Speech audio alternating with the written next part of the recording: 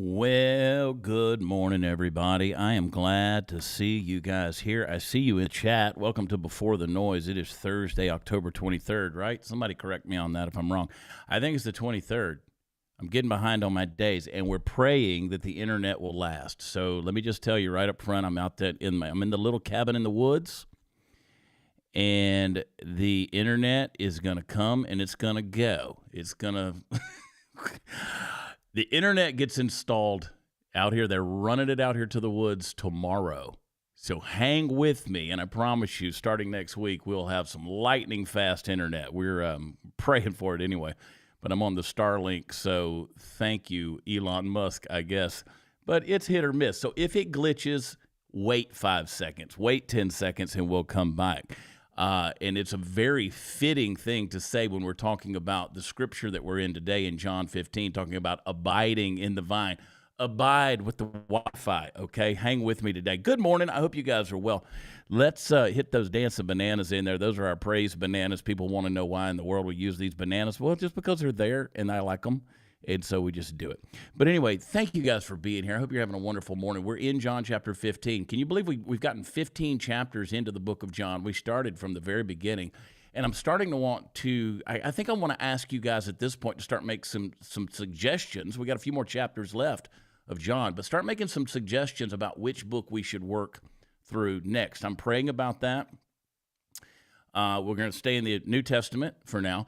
But start making some suggestions about what book you would like to hear us teach through, and maybe we'll do that. So anyway, I appreciate you guys so much for being here. Make sure if you have not subscribed to my Rumble channel, man, it helps the algorithm. It helps get more people involved and connected and hopefully hearing the truth.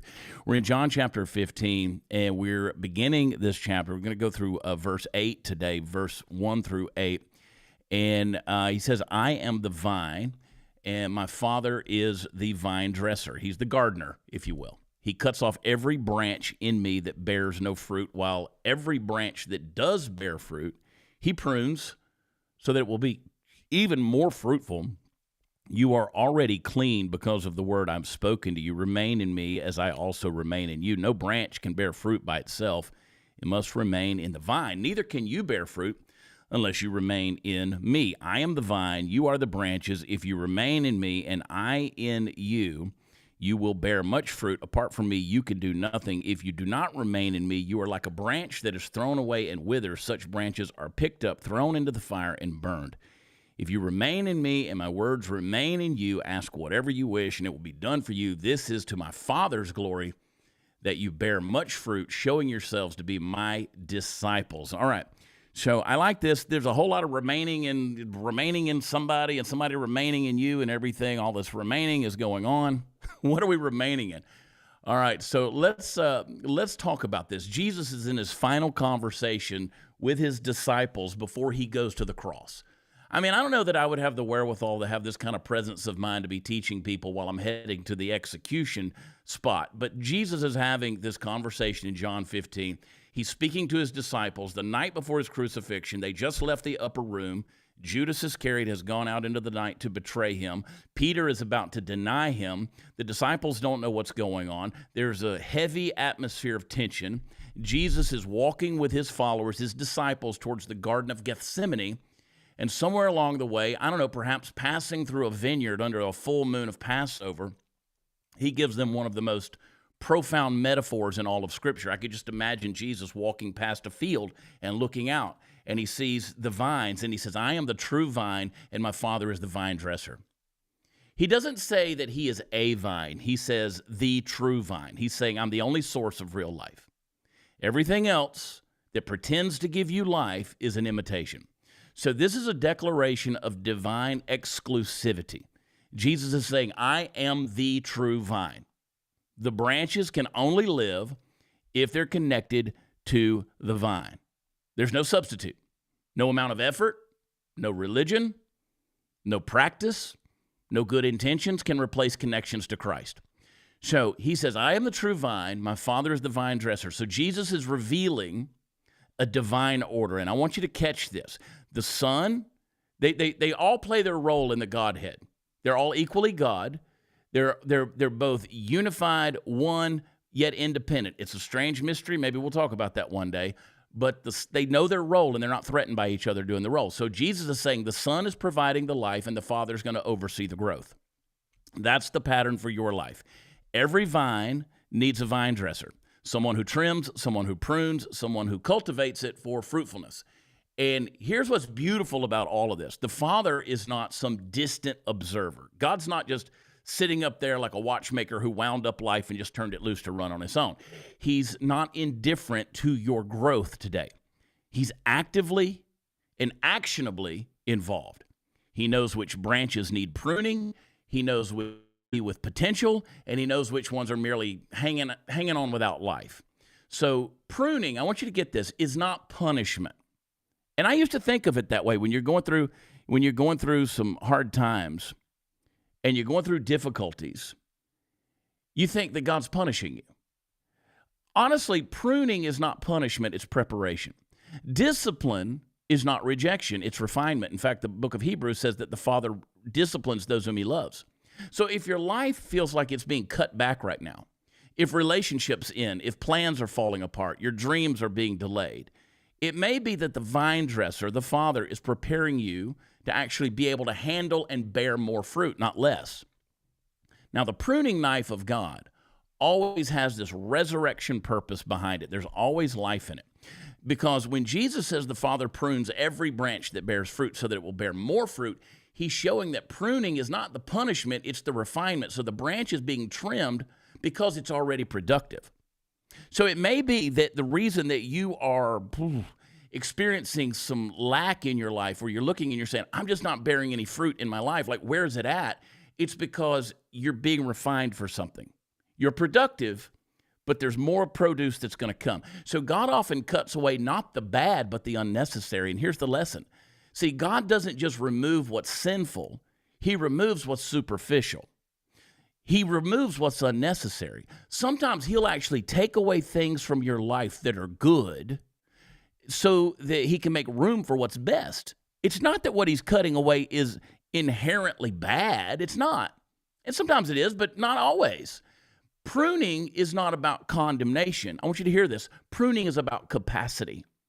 He wants you to bear abundant fruit, not just little bitty, berries of fruit. He's saying your branch can only carry so much. Now, if you keep every little sprout, every little berry that pops out, you will never channel enough life to bear the abundant fruit. You'll never grow the big fruit because you're not going to get enough life flow to it. So it's not about condemnation, it's about capacity. Your branch can only carry so much. So I want that to help you. I was praying about it this morning. That actually helps me a lot because it reminds me that growing requires letting go. I've got to learn to let go of whatever makes me stop. Growth requires letting go. Spiritual life, success can become a distraction just like sin. God can trim opportunities, habits, relationships, some of them that blessed you, but now they're actually hindering you walking into the next season.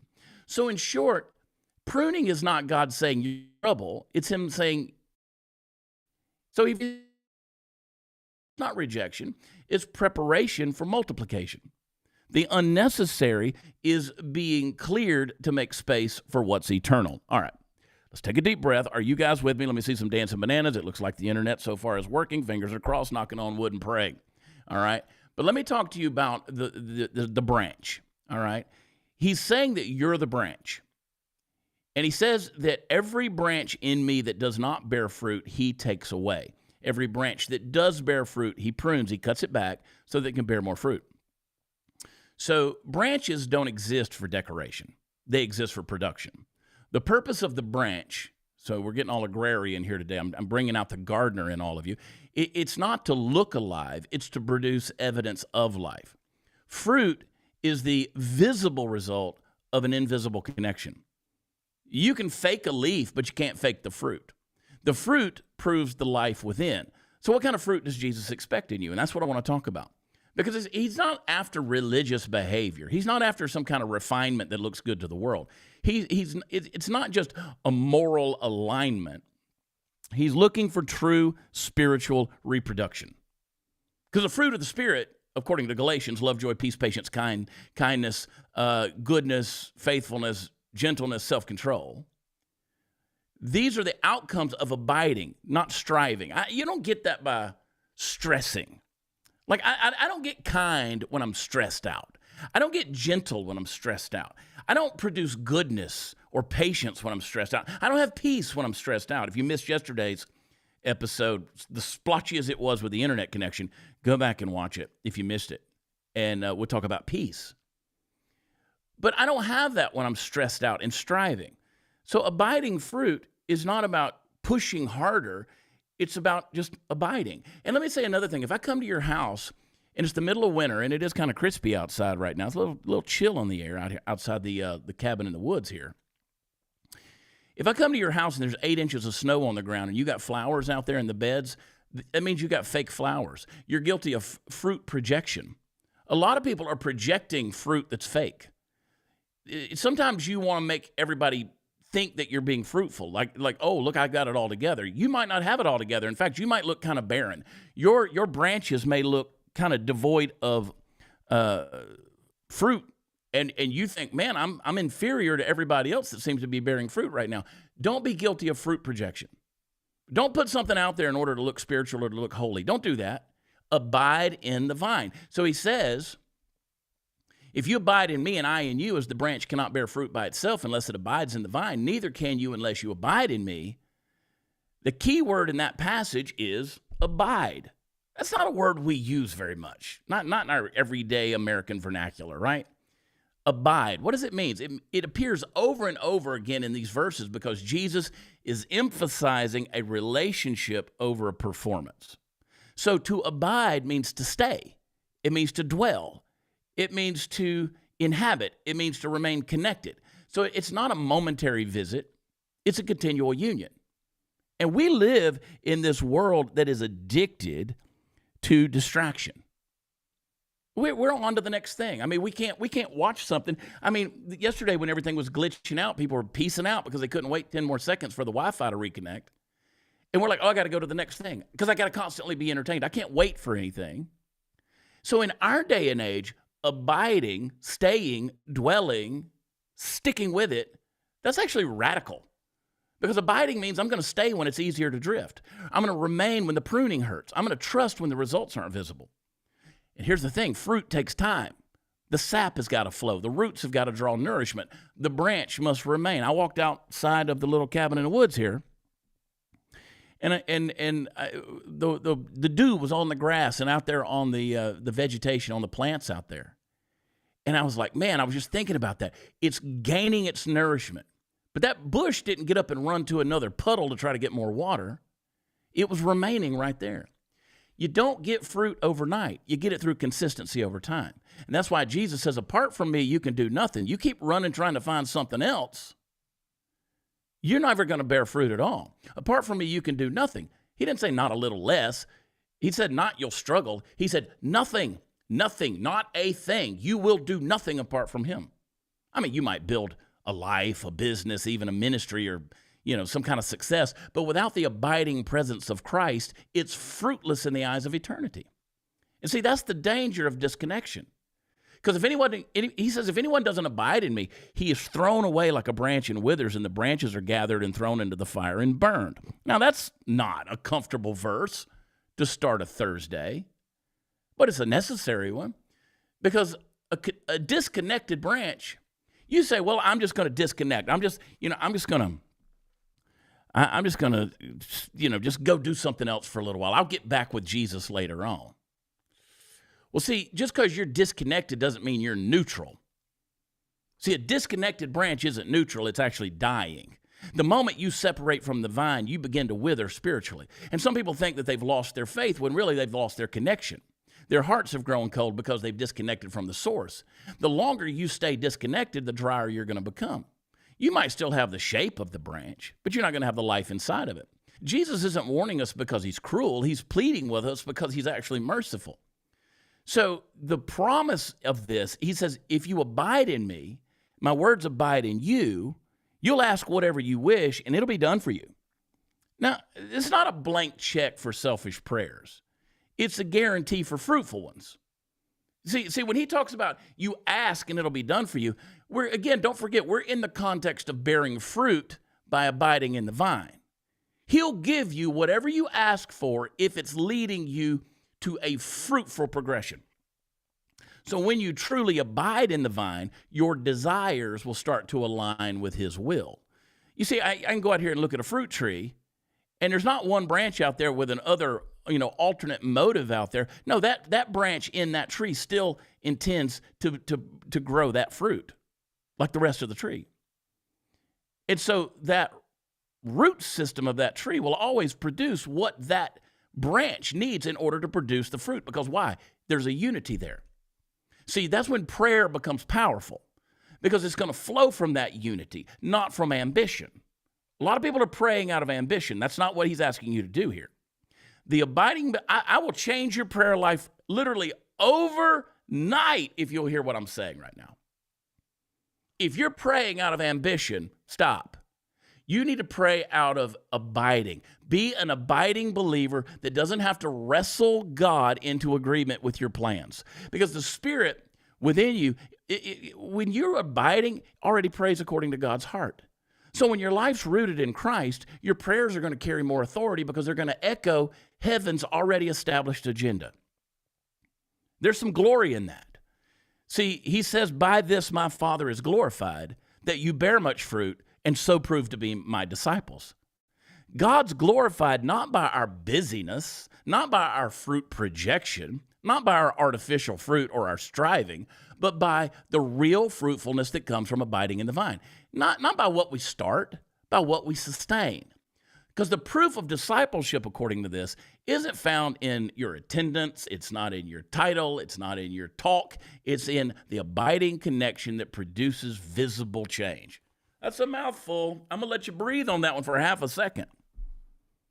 Just for half a second. If you're just now joining us, my name is Chad Prather.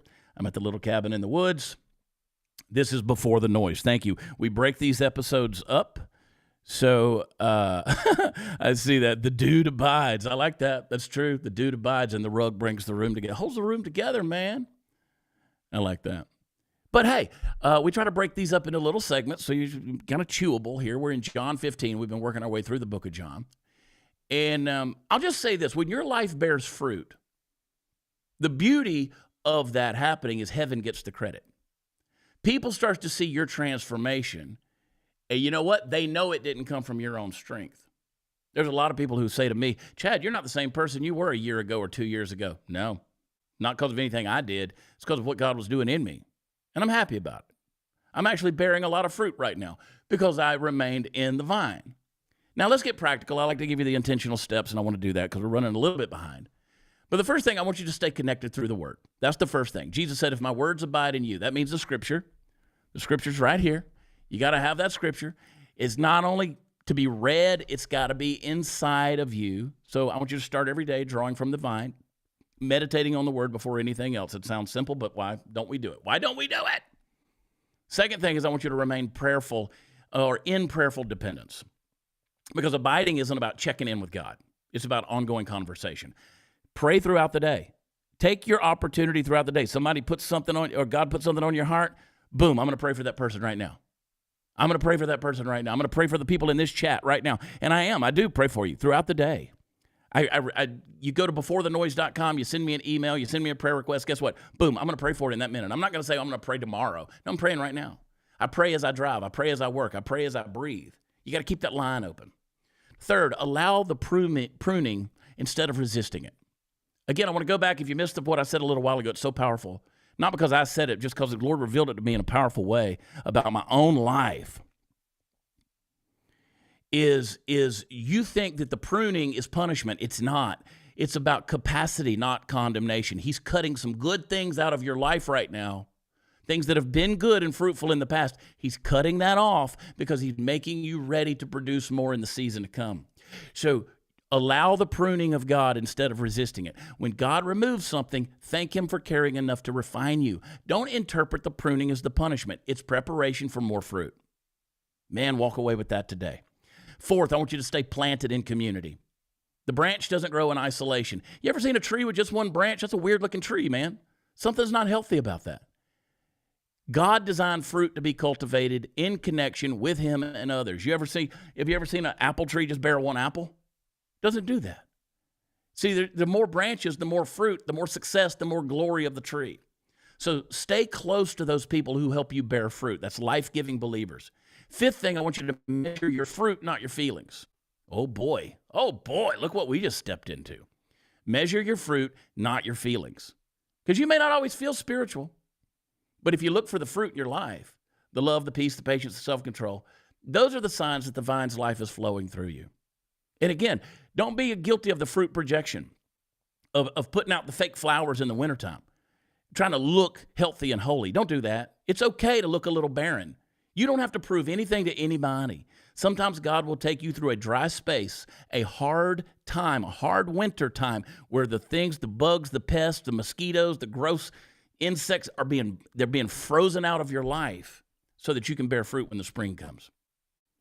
All right, let me just tell you, the secret to this whole Christian life thing, I'm going to give it to you. You ready? Are you with me? Let me see a dancing banana in there. Let me see the dancing bananas in there. And make sure if you have not subscribed to my Rumble channel, you're doing it. You can do it on YouTube if you want to be over there with the Google overlords. I prefer Rumble. I like being on Rumble. I'm going to give you the secret to a faithful Christian life. You ready? It's not in trying to work harder. Stop trying harder. Stop trying harder and stay closer. The branch doesn't strain to produce fruit. Walk out in your yard and look. It remains connected. Jesus never said, perform for me. He said, abide in me. The world will tell you to hustle, achieve, prove,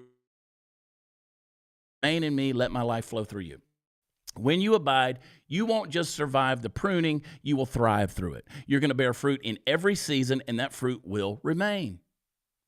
You know, a disconnected branch, it can look like it's still part of the vine for a little while. It may appear alive for a moment, but give it time, it's going to wither up. But the branch that abides, it's going to grow through the droughts, through the storms, through the seasons of silence, through the cold, through the hot. It's still going to bear fruit to the glory of God. So today, don't strive to perform. I want you to stay connected. The vine has all you need. Abide and live, abide and live, abide and live. You can almost hear Jesus whisper it to his disciples when they're walking through that garden, through that vineyard towards Gethsemane that night. John 15, he says, abide in me. He doesn't say try harder. He doesn't say clean yourself up. He doesn't say, hey, stick with me. He knows what's coming. He knows he's headed to execution. The cross is waiting. He knows that fear is about to scatter them. Doubt is about to silence them. Shame is going to crush them. But he also knows that if they stay connected, if they cling to the vine, nothing in hell can destroy what heaven has planted. Same's true for you and me. It might be a pruning season for us. We might feel cut back and reduced and emptied and wondering why God took away what we thought we needed and was blessing our life. But the gardener, the vine dresser, only cuts what's hindering your fruit. He trims what you can't carry, and he trims what can't carry his glory. So if you were in that relationship, you were in that business, that job, whatever it may be, I don't know what it was, and it got pruned back. There was something about that was not going to be able to carry his glory in your life. So he removes what's going to weigh you down in the next season. So don't curse the pruning. Thank God for it. Don't despise the process. Trust the hands that hold the shears. Because when the Father prunes you, it's a sign you're alive. Dead branches don't get pruned, they get burned. But living branches, those still drawing life from the vine, will get shaped for more. And maybe right now your spirit feels tired. Maybe you've been trying to perform for God instead of abiding in him. You're exhausted from religion without any relationship and from effort without power. So Jesus is calling you back to the vine. He's calling you back to simplicity, back to connection, back to the place where his life flows into yours. Man, that sounds good. When you abide, you don't have to force fruit. It happens. Love starts growing where bitterness used to live. Peace replaces anxiety. Joy springs up where fear was ruling. The existence of his life starts showing in yours, not because you manufactured it, but because you remained. You with me?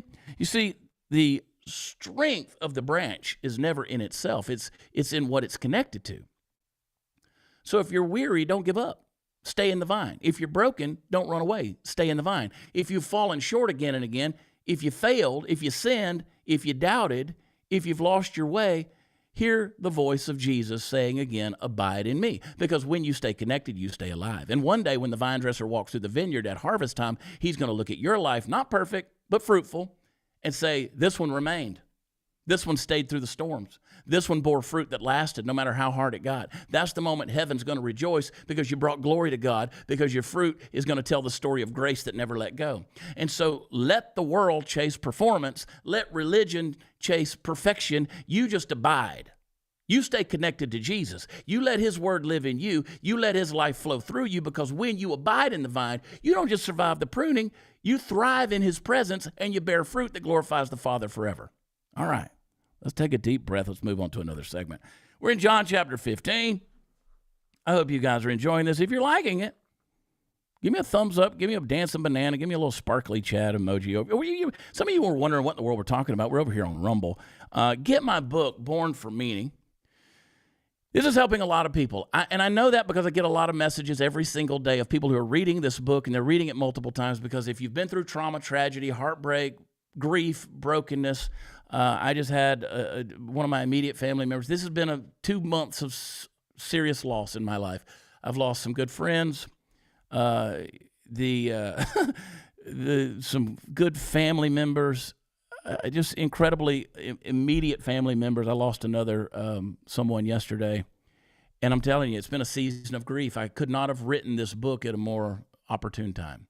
So get the book. Also, my friend, comedian Brad Stein. For those of you who don't know me, I'm a comedian in real life. Don't seem too funny right here, but that's okay. But Brad Stein and I, some of you know who Brad is. We are doing some shows together at the Looney Bin Comedy Club in November in Tulsa. So you can go to watchchad.com. That's my website. WatchChad.com, and come hang out for the weekend with me and Brad Stein, God's comic. That's what Brad calls himself. He's a funny guy. Been around for a long, long time, and it's fun to get old with your friends, man. All right, let's talk about this. Let's talk about this. All right, John 15.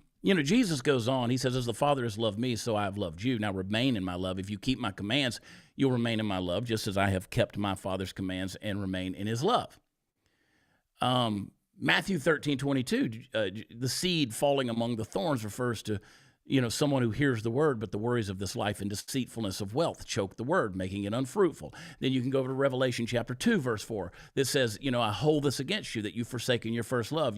And so there are those out there who claim to be Christians, but have lost that passion, that fire. They've lost that first love. They feel like the seeds kind of fallen in amongst the thorns. And so I want to take a minute and just talk to you about what your enemies are of abiding. Because it sounds simple. Everything I said in that first segment sounds real simple, just to abide. But there's enemies to that. And so it's not always easy. If it was, everybody, could do that. And I want to get past this idea of losing our first love. Because here's what's interesting about abiding in the vine. Jesus never said it was going to be easy. He said it was going to be essential. And most of us, if we're honest, we live like the branch that thinks it can survive without the vine for a little while. We drift, we disconnect, we get busy, we go off into temptation, we get distracted, we get overcommitted, we get overexposed, undernourished. We let our body go. We don't worry about our health. We don't eat right. There's all these things. All these things, we just let it go. And we're like, I'll get it back next month. I'll get it, I'll get it back. I'll come back around. I'll deal with church, or I'll deal with my relationship with Jesus as I get a little bit older. Hang on now. You want to know why you're anxious, why you're frustrated, why you're dry? There's a war going on in this world for your attention. And it ain't fought with the bullets and the bombs. It's fought with notifications and opinions and trolls, endless scrolling. See, the enemy doesn't have to destroy you if he can distract you. I say that to you over and over again, because I want it to sink in. The enemy doesn't have to destroy you. All he has to do is distract you. Distraction breaks connection. The first step away from abiding is rarely rebellion. Nobody ever wakes up and says, you know what? I'm going whole hog for hell today. I'm just really going after it, man. I'm going to rebel against God. I'm going to do everything I can. No, the step away from abiding is not rebellion. It's drift. You don't just wake up and say, I'm just done with Jesus today. No, you just start checking other things before you check your heart.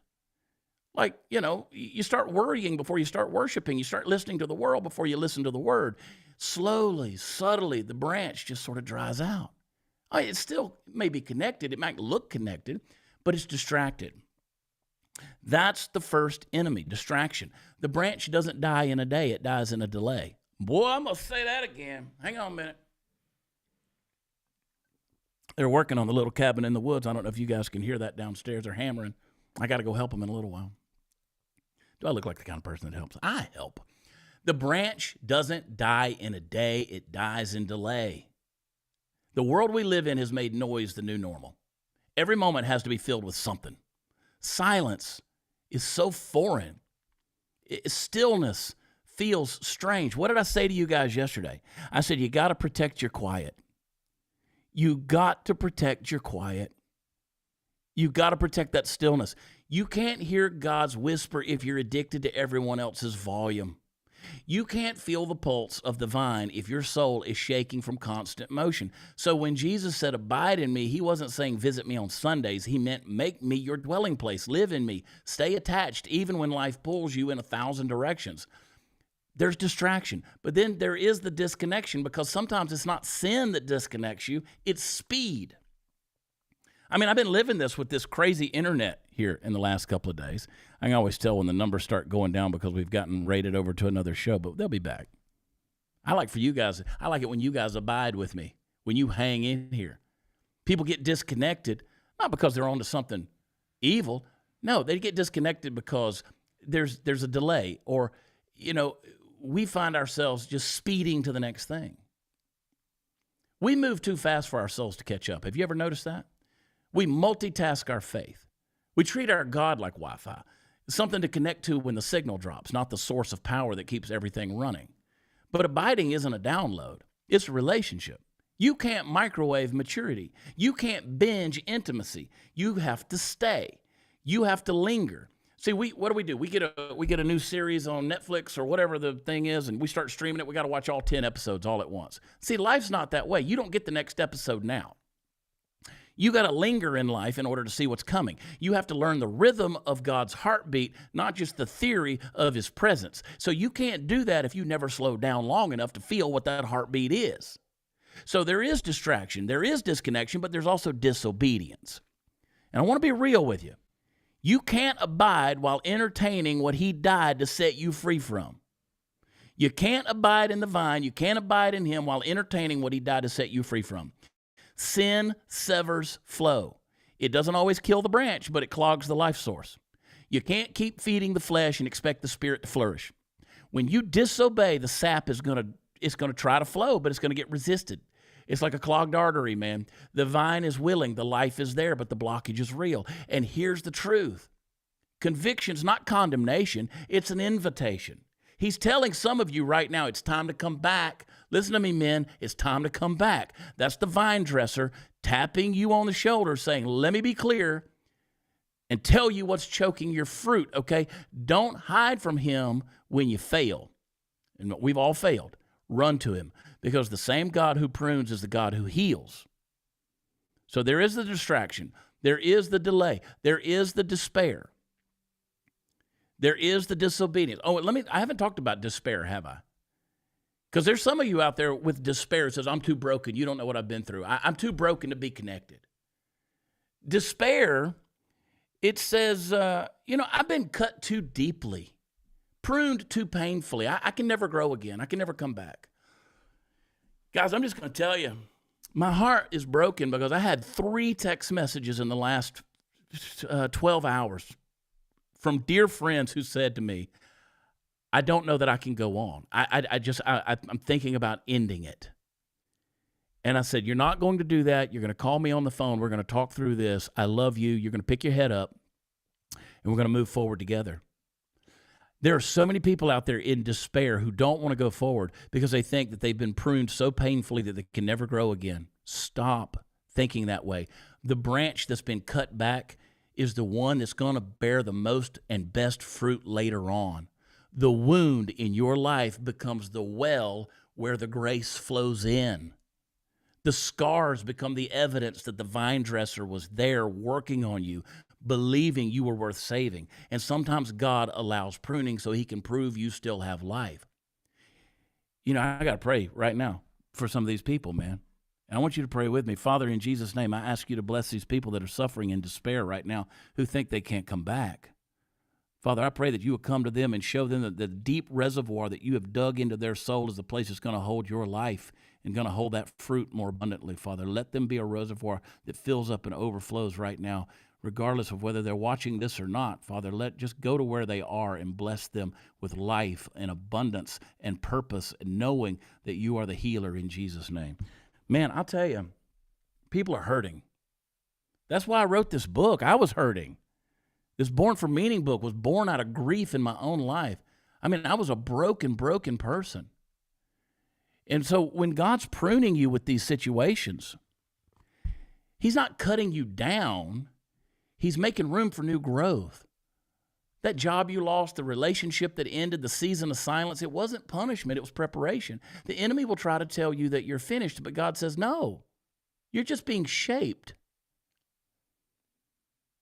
The biggest enemy to you abiding in Christ is not the devil, it's distraction. Again, the devil doesn't have to tempt you with sin if he can fill you with noise, because noise drowns out conviction. That's one of the reasons we call this show Before the Noise. I was praying about, what do I call this? What do I call this devotional time together? And I felt like I heard the Lord say, Before the Noise. Because the noise drowns out conviction. Noise numbs dependence. Noise creates false fruit. It's a busyness that looks like growth but has no life in it. And you know what's crazy? We even try to serve disconnected. You think ministry and productivity and movement equal fruit, but apart from him, Jesus said you can do nothing eternal, nothing lasting, nothing that glorifies the Father. You're working for free, man. You're getting nothing done. You're just spinning your wheels. And let me say something really hard, but it's very freeing if you'll hear it. God is not impressed by your activity at all. He's not impressed by what you do. He's drawn to your abiding. He's not after your schedule and your calendar. He's after your surrender. You can plant 1,000 good intentions and still bear no fruit if you're not connected to the vine. The world says, do more. Jesus says, remain. The world says, hustle harder. Jesus says, rest in me. The world says, be seen. Jesus says, be still. So I think some of us need to prune our calendar today. Maybe we need to delete some distractions. Maybe you need to silence a few voices. Maybe you need to reclaim a few quiet mornings. Because you can't be filled if you're never still. You can't be filled if you're never still. That's a good song, actually. I should write that. The enemy of abiding isn't always evil. It's anything that keeps you away from intimacy. And listen, when you start fighting those enemies, do you understand, like I'm talking about, it could even be your kids. It could be your grandkids. And I'm not saying those aren't bad things. They're not evil things. But sometimes they're distracting you from that place of stillness and intimacy. You got to get control of that. When you start fighting those enemies, you're going to notice something beautiful. And no, your kids aren't your enemies. That's not the point. But the fruit is going to start returning. The peace that was gone is going to start to flow again. The joy you thought was lost is going to come back. You're going to start to hear his voice in the small things again. You're going to start to sense his nearness, not because he moved closer, but because you stopped moving away. And abiding is not complicated, it's costly. You'll have to let go of the lesser vines, the approval vine, the success vine, the pleasure vine, the political vine, the comfort vine. Every false source has to die for the true source to thrive. Are you with me? And here, my friends, is the irony. When you let go of what you thought you needed, you're going to finally find what you've been missing: connection and clarity and life, because that sap in the tree is going to start flowing again. The branch is going to start breathing again. You're going to stop performing and start producing. So if you want to abide, learn to guard your connection. Guard it like your life depends on it, because it does. Stay close, stay still, stay attached. Because if the enemy can cut you off, he'll try to wear you out. If he can destroy you, if he can't destroy you, he'll distract you. And if he can't tempt you, he'll tire you. But the believer who abides, the one who keeps coming back to the vine every day, is going to outlast every attack. Because the power is not in the branch, it's in the connection. And maybe that's the whole secret to peace in this noisy, crazy, jacked up world. Not another self-help book. You can get my book. It's not a self-help book. It's not another system or strategy. Just one simple, eternal invitation. Stay with him. Because when you abide in Jesus, the enemies of your soul, they lose their grip. The distraction is going to fade. The disconnection is going to heal. The disobedience has to surrender. The despair turns to hope. The devil has to bow. And what's left is fruit, real, lasting, heaven-born fruit that proves to the world that you didn't just survive, you stayed connected. You stayed connected. All right. Get my book, Born for Meaning. What else? You can go to beforethenoise.com and get the study notes. If you click the menu and go to blog, you'll see the study notes and articles that are there. Click on those. I'm posting them every morning. I think they should be posting about 30 minutes before we go live. If you want me to put them up the night before or a couple of hours earlier, if you want to, post, or if you want to print them earlier, then by all means, I'll do that. Well, I don't know. We'll see. I get busy too. You know, I want you guys to stick with me though. We're gonna have a good time in these final moments together. And I'm just looking at some of the stuff going on in the chat. Sometimes when I get a little distracted, I'm reading the text. I'm reading the chat here. I put a couple of dancing bananas in there. My buddy K-Dub, Kevin Wade, I love you, brother. I love you, my man. And so many of you guys I appreciate so much. You're praying for me. I'm praying for you. We're having a good time in these days. And I love that the numbers always, right in the middle of the hour, they go down, and then in the next about 15 minutes, whoop, they're going to go through the roof. We get about 12,000 people watching this. And I don't save the good stuff for the end either, man. I want you guys, the ones who are abiding in this episode, guys, you are a part of the Before the Noise family, and I'm thankful for this. What started out as a 10-minute little devotional video each morning has now become an hour. And I love doing it. It's my favorite time of the day. But we've been in John chapter 15. We just started John 15. And by the way, I do want to hear from you guys about what book we should work through next. I'm interested to hear what you guys want to talk about. But you know, when Jesus in John 15, when he starts talking about fruit, he's not talking about performance. And I think we've established that. He wasn't talking about success as the world defines it. He's talking about evidence, right? Proof that the life of God is flowing through us. So fruit is the proof of that connection. It's what shows up when the invisible becomes visible. So when the roots of your faith start pushing something real to the surface. So when he says, you did not choose me, but I chose you and appointed you to go and bear fruit that will last, that line right there tells you everything about God's intention for your life. You're not here just to survive the pruning. You're here, you're not here to blend in to the vineyard. You're here to produce something eternal. But the truth is, we've gotten so obsessed with temporary fruit that we've forgotten about lasting fruit. You know, we're so interested in the temporary. You know, we chase the likes, the numbers, the applause, the titles, the promotions, the influence. None of that lasts. None of that lasts, man. Jesus didn't say, I appointed you to gain followers. He said, I appointed you to bear fruit. And that's the kind that still speaks when the crowd moves on. When your youth moves on. It's the kind that feeds people long after you're gone. That's a legacy. And fruit, by the way, is slow. It doesn't just pop out. First thing you got to know is it doesn't appear overnight. It grows beneath the surface little by little, season by season. You can't rush it. You can't fake it. There's no shortcuts to spiritual maturity. And we live in a world that wants instant results. And that doesn't mix well with Christianity. It really doesn't. Not the real stuff. You want that instant gratification, that instant recognition, that instant revival. But God grows fruit the way he grows trees, through time, tension, and trust. So if you're not seeing fruit yet, it doesn't mean nothing's happening. It means the roots are going deeper. The fruit is never first. It's always the result of abiding. So the roots go deeper before the fruit ever appears. And let's be real, okay? If I still got you guys, let's be real. Sometimes we confuse activity for fruitfulness, and we think because we're busy, we're growing. But you can be busy and barren. You can be doing 100 good things, but bearing nothing eternal. God, I want to bear. God, please, I want to bear some eternal fruit. I really do. So ultimately, what I have to ask myself, the question isn't, what are you doing? It's what's growing in you. The fruit of the Spirit isn't hustle, it's holiness. It's not achievement, it's alignment. So that love, joy, peace, patience, kindness, goodness, gentleness, faithfulness, self-control. Notice something about that list. Not one of those is external performance. love, joy, peace, patience. None of that's external performance. Every one of them is an internal posture.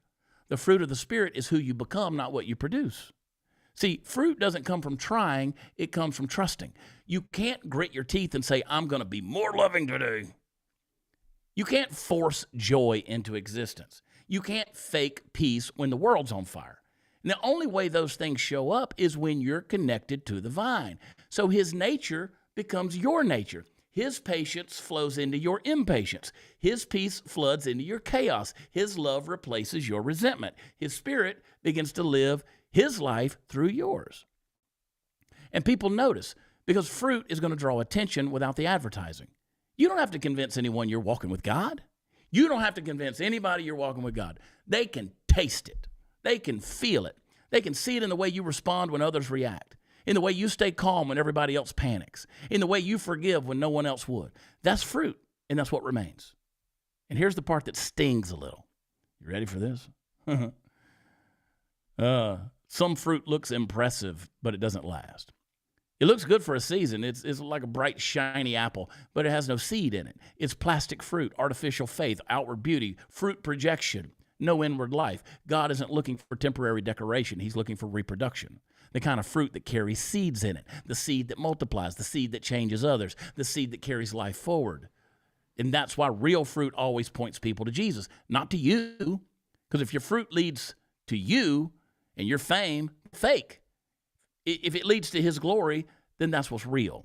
So I don't want you focused on me in these times.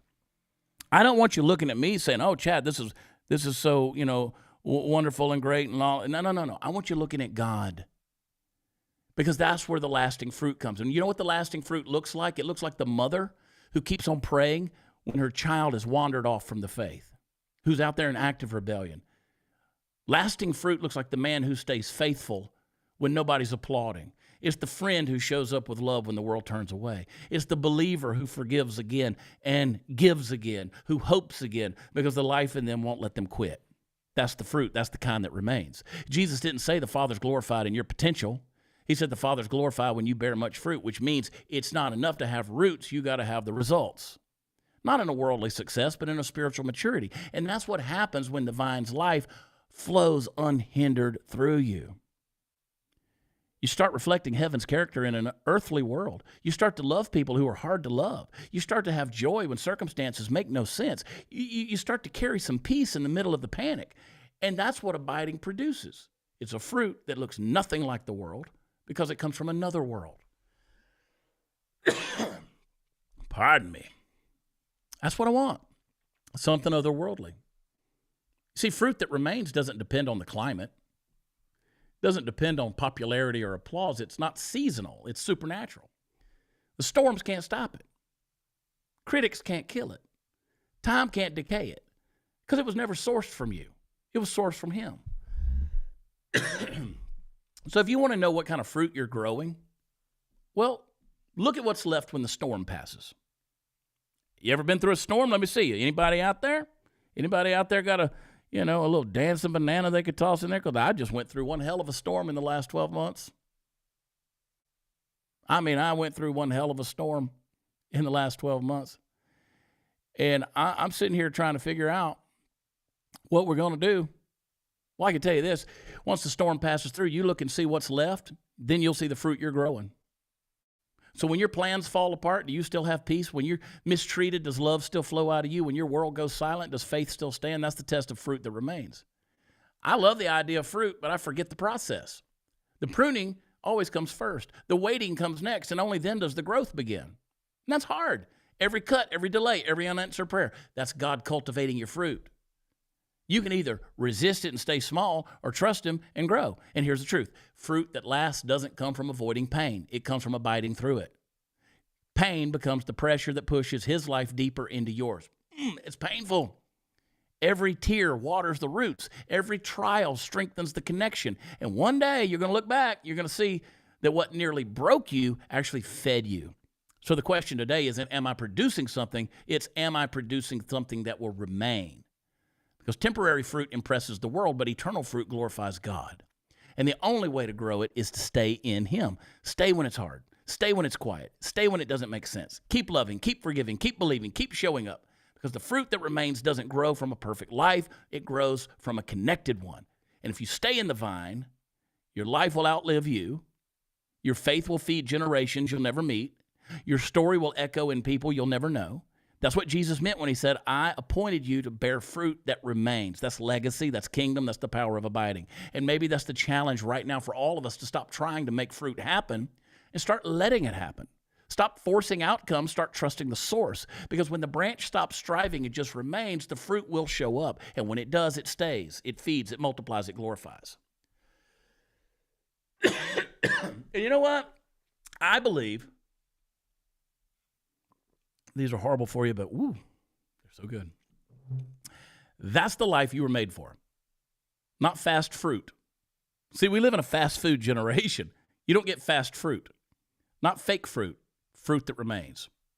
I want you to abide in a disconnected world. Abide. Are you guys still with me? If I could get rid of this cough. Drying up. Seasons are changing, baby.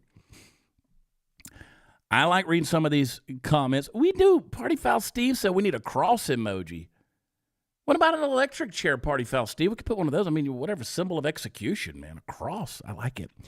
Yeah, blow it up. Blow up that chat. If you have not subscribed, I'll get us a cross emoji somewhere. I'll get us a cross emoji. I need to get Maggie Moo to make us one.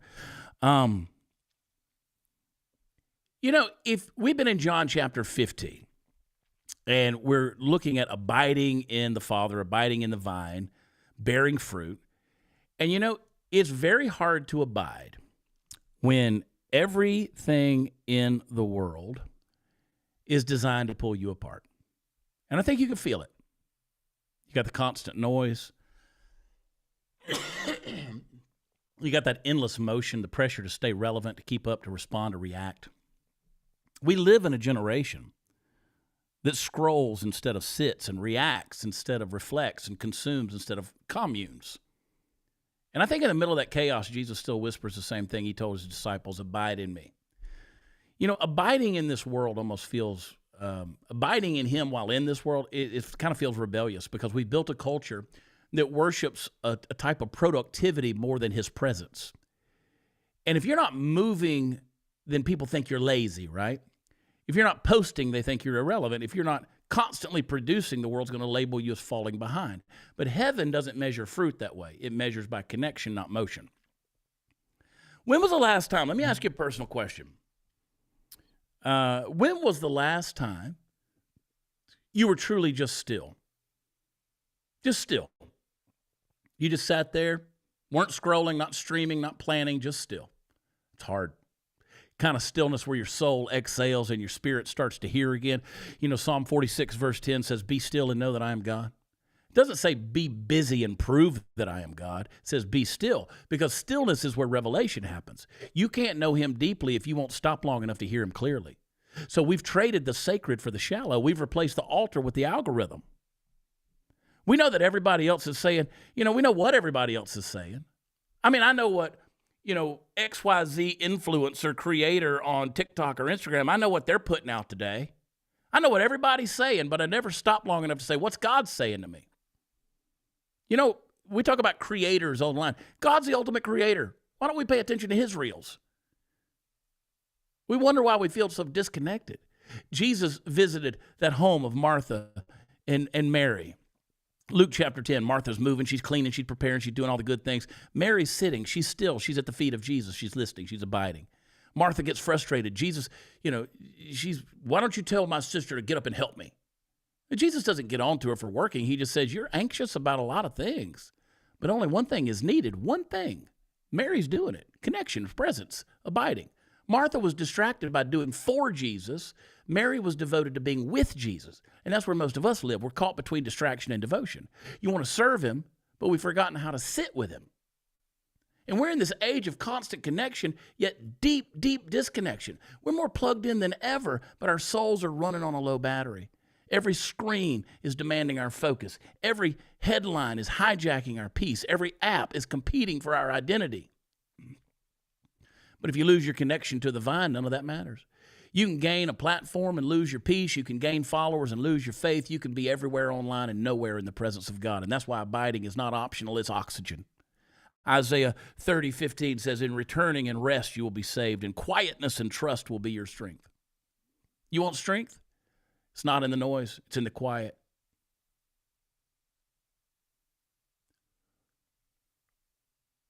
Some of you don't know what to do right now just in that 5 seconds when I didn't say anything. Because quiet feels foreign to you. That dead air made you feel uncomfortable. You thought something was happening. You checked to see if I was still here. You want restoration, it's not in the hustle, it's in the returning. You want peace, it's not in your planning, it's in the person of Jesus Christ. God's voice doesn't compete with the chaos. He won't do it. He speaks in the whisper because he's close. He doesn't shout to get your attention. He waits for you to slow down long enough to notice, and he's already there, and that's the tragedy of our time. We've gotten so accustomed to motion that stillness feels foreign. We don't even know how to sit in silence without reaching for something to fill it. But abiding requires a holy slowing down. Maybe that's why Jesus called himself the vine and not the lightning bolt. He wasn't interested in quick flashes of power. He's interested in slow, steady flow. Life that takes time, roots that go deep, fruit that lasts. Abiding means embracing the rhythms instead of the rush. It means setting aside that time where you stop producing and just receive. Some of you need to receive today. It means understanding that your value isn't tied to your velocity. The world's going to say, do more. He's going to say, be still every time. Culture's going to say, promote yourself, and he's going to say, abide in me. Now, I want to get real with you. Disconnection doesn't always come from the bad things. It comes from the busy things. Good work can become godless if it replaces intimacy. Even ministry can become idolatry if it takes the place of abiding. We say we're doing it for God, but the truth is, he wants us to do it with him. The branch doesn't work for the vine. It works through it. So maybe the most spiritual thing you can do today is turn off the noise. Maybe you need to put your phone down, close your laptop, silence the voices, and just sit with your Savior. Because the same Jesus who calmed the storm on the sea wants to calm the storm in your soul today. And abiding in a disconnected world is going to take some discipline because you're going to have to fight for silence. You're going to have to schedule the solitude. You'll have to prioritize presence because everything around you is fighting for your attention, and whatever captures your attention will control your affection. I moved out here to this cabin in the woods, man. I'm out here trying to hear God and trying to find that place. And we got to go here in a second because we're going to raid over to Graham. But if you were with me, I'd love to continue talking to you a little bit because I think this is necessary. Moved out to a place where very few people know where I am. And that's okay because I needed to get alone with God. I need to get to a place where, because I know the enemy doesn't need to make me evil. He just needs to make me busy. If he can keep my mind full and my heart staying empty, if he can keep me distracted, he doesn't have to destroy me. But when I slow down long enough to abide, everything's going to change. My heart's going to rest. My mind's going to clear. My faith's going to breathe. You begin to see that God was never far away in the first place. You were just moving too fast to notice him. You started hearing his voice again, not because he started speaking louder, but because you finally started listening again. You started finding meaning in the mundane. You started feeling peace in the pressure. You started walking through the same chaos, but with a completely different calm. That's the power of abiding. It's not escaping the world. It's staying connected to heaven while living in it. So maybe today the challenge isn't to do something new. Maybe it's to stop long enough to let God renew you, to create sacred pauses in a world that won't stop spinning. And remember that you are not the source, you're the branch. You're not called to power everything. You're called to stay connected to the one who does. And if you can learn to abide in a world built on hurry, you're going to find peace that this world can't touch. You're going to bear fruit in a culture that's barren. You're going to carry stillness into storms, and your calm's going to confuse the chaos. Because when everybody else is out there chasing validation, you already have it in Christ. When everyone else is running in circles, you're going to be rooted. When the world burns out, you're still going to be bearing fruit, not because you're stronger, but because you stayed connected. And that, my friends, is what it means to abide in a disconnected world. You fight for your focus. You choose the quiet. You guard the secret place like it's treasure, because it is. And when you do, you'll find that even in the noise, your heart will know the sound of his voice. Even in the rush, you'll carry the rhythm of his rest. Even in the chaos, you're going to remain connected to the calm. That's the life that flows, folks. That's the life that flows. Hit that subscribe button on Rumble if you haven't. I'll give you a final thought here. I know that we're raiding over to Graham's show on Dear America, and I love Graham, love Hot Seat.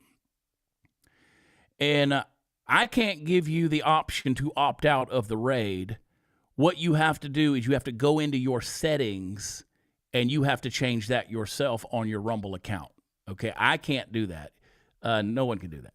But you guys have to go in there and click that you won't opt out. So that's what I did, and that's why I'm still here. I can still see myself. Let me just give you a final thought. I'm going to get you out of here. I'm not going to go long. I don't want to do that because I want you to jump over on Dear America as well. But I think this heartbeat of this whole message, the echo of Jesus in that vineyard there in John 15, under that Passover full moon, he's looking at his disciples, these guys that are going to be scattered, tested, broken, and he says, these things I've spoken to you that my joy may be in you and that your joy may be full. See, that's the end game of abiding, joy. It's not success. It's not applause. It's not survival. Joy. I want you to have joy today. Deep, abiding joy that can only flow from the vine himself, because that's what he's after in your life. Flow, not force, not performance, flow. So you've heard this invitation, abide in me. You walk through the pruning, the enemies, the waiting, the stillness, and now you realize this isn't just about trying harder to be a better Christian. It's about staying close enough to Jesus that his life becomes yours. So let's be honest. Some of us are exhausted. We've been living like branches trying to power the vine. We've been running, striving, producing, performing, trying to hold it all together with our own hands, but the truth is it's not working. You can't produce peace. You can't fake the fruit. You can't manufacture joy. You were never meant to be your own source, and that's why he said, apart from me, you can do nothing. Look at this. Look at this light. You know what happened to this light right here? I don't have this light plugged in, and somewhere in the middle of this show, this light went out. You know why? Because it doesn't have any power running to it. It's not abiding in the power cord. The power was disconnected. And I noticed when that light went out, because apart from the power, that light can do nothing. This is what he's trying to say. You can't fake life, folks. And maybe I think this is your moment, our moment together to stop trying and start abiding. Maybe this is the day when we finally lay down the performance and pick up the presence. And maybe you're tired of church without change and worship without wonder and religion without relationship because you've been busy for God but not intimate with him. You've been holding on, but you haven't been plugged in. The Spirit of God is whispering to all of us right now, come back to the vine. Because when you abide, everything changes. When you abide, you stop chasing what was never meant to sustain you. The approval of others is going to stop mattering. The world's noise is going to stop shaking you. Fear is going to lose its grip because the life flowing through you is stronger than what's coming against you. And when you abide, peace becomes your default setting. Joy becomes your testimony, and fruit becomes your fingerprint. And there's something sacred about the branches that refuses to let go because the storms are going to come, the wind's going to blow, the seasons are going to change. But if you're connected, you can make it through. That's what the Father wants for you. Not a momentary faith that flickers under pressure, but a rooted faith that remains under fire. Because he's not trying to make you impressive. He's trying to make you fruitful. And that fruit, your character, your peace, your love, that becomes the living proof that the vine's alive in you. So what does it look like to abide today? Right now, it looks like saying, Lord, I'm done living disconnected. These messages that I've gotten from my friends who said, I'm just over it right now. I just don't know how to do anymore. I can't go further. Lord, I'm done living disconnected. It looks like opening your hands and surrendering the illusion of control. It looks like letting go of the things that no longer feed you, the temporary vines, the toxic branches, the distractions that drain your spirit. And it looks like just returning home, back to his word, back to his presence, back to prayer, back to the quiet that heals your soul. Because this world doesn't need more religious people. God knows it does not need more religious people. It needs abiding people. People who carry the fragrance of Christ everywhere they go. People who have peace when the world panics. People who shine light when the culture goes dark. People who are so connected to the vine that the life of Jesus spills out of them and into everything they touch. That's the fruit that remains. That's the life that flows. One day the vine dresser is going to walk through his vineyard again. He's going to look over every branch, some cut, some scarred, some still standing strong. And he's going to see you, and he's going to smile. Because through every storm, through every pruning, through every dry season, you stayed. You didn't quit when it got quiet. You didn't disconnect when it got hard. You didn't chase the counterfeit vines. You remained, and he's going to say, well done. Not because you were perfect, but because you stayed connected. So can we make this declaration together, not as a performance, but just as a message of surrender? Lord, I want to abide in you. Lord, I want to abide in you. Not just on Sundays, not when I'm blessed, but I want to abide in you in the waiting, in the pruning, in the quiet, in the chaos. Keep me connected to the vine. Let your life flow through mine. Make my life the kind of fruit that remains. And that's it. That's the secret, folks. That's the secret Jesus gave that night before the cross. He wasn't building an empire. He was cultivating a vineyard. He wasn't teaching them how to be famous. He was teaching them how to stay faithful, because the world doesn't need more noise. It needs more fruit, and the fruit only grows where the people abide. So today I want you to stop striving, stop stressing, stop scattering, and stay. Abide in him and let his life flow. I love you guys so much. Get the book, Born for Meaning. Make your plans to join us in Tulsa, me and Brad Stein. Good Christian comedy. We're going to do some of it there in Tulsa at the Looney Bin in November. You can go to watchchad.com where all the fun stuff is. Go to beforethenoise.com. Send me a message and get the show notes in the blog section of the menu. Thank you for joining me. I'll be on the Chad Prather Show in a couple of hours talking about the news of the day. So let's see if we can bring some kingdom into that as well. Hey, guys, thank you for spending a few sacred minutes with me today before the noise. My prayer is that you walk into whatever comes next, not empty, but filled, not rushed, but rooted, and not reactive, but renewed. So take a deep breath. God's already ahead of you. I'll see you tomorrow. Same place, same peace, before the noise. I love y'all. God bless.